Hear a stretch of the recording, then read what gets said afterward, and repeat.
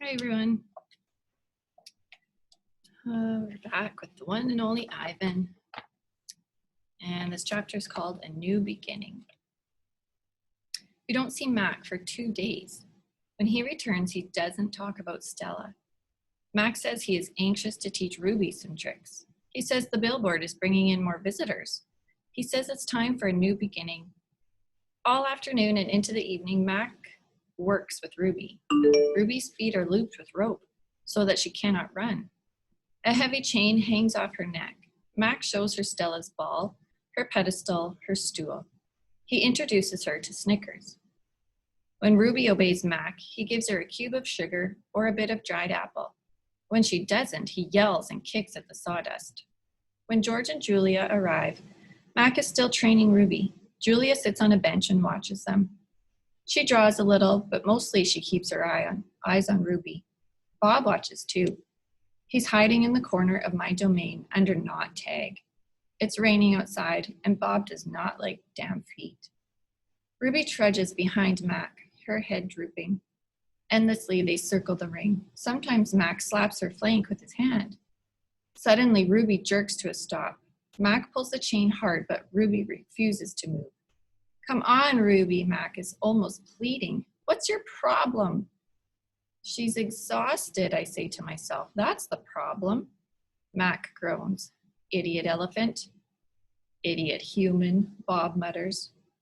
Walk, Ruby, I say, although I know she's too far away to hear me. Do what he says.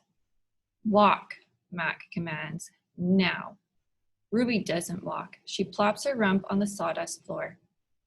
I think maybe she's tired, Julia says. Mac wipes his forehead with the back of his arm. Yeah, I know, we're all tired. He pushes Ruby with the heel of his boot. She ignores him. George looks over from the food court, where he is wiping off tables. Mac, he yells, maybe I should call it a day. I'll close up. Mac yanks on Ruby's chain. She's as anchored as a tree trunk. He pulls harder and falls to his knees. That does it, Mac says. He brushes sawdust off his jeans. I am through playing around. Mark stomps off to his office. When he returns, he's carrying a long stick. The gleaming hook on its end is almost beautiful, like a sliver of moon. It's a claw stick. Mac pokes Ruby with the sharp point. Not hard, just a touch. I can tell he wants her to see how much it can hurt. I growl low in my throat. Ruby doesn't budge. She is a gray, unmoving boulder. She closes her eyes. And for a moment, I wonder if she might have fallen asleep.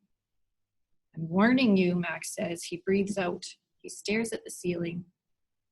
Ruby makes a huffing sound. Fine, Mac says. You want to play it that way? He draws back the claw stick. No, Julia cries. I'm not going to hurt her, Mac says. I just want to get her attention. Bob snarls. Mac swings. The hook slices the air, just a few inches above Ruby's head.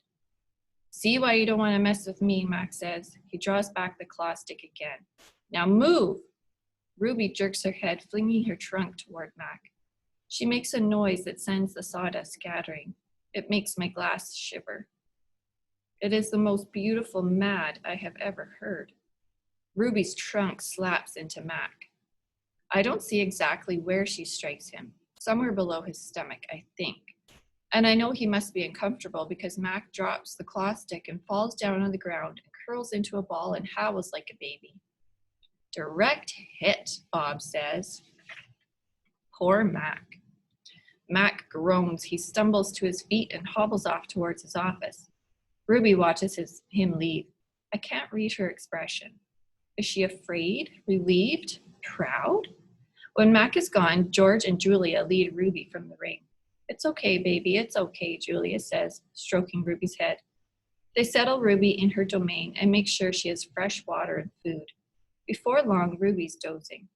Dad, Julia asks as George locks Ruby's iron door. Do you think Mac would ever hurt Ruby? I don't think so, Jules, George says. At least I hope not. Maybe we could call someone. George scratches his chin. I wish I could help Ruby, but I wouldn't know how. I mean, who would I call? The elephant cops? Besides, George looks down. I need this job, Jules. We need this job. Your mom, the doctor bills. He kisses the top of Julia's head.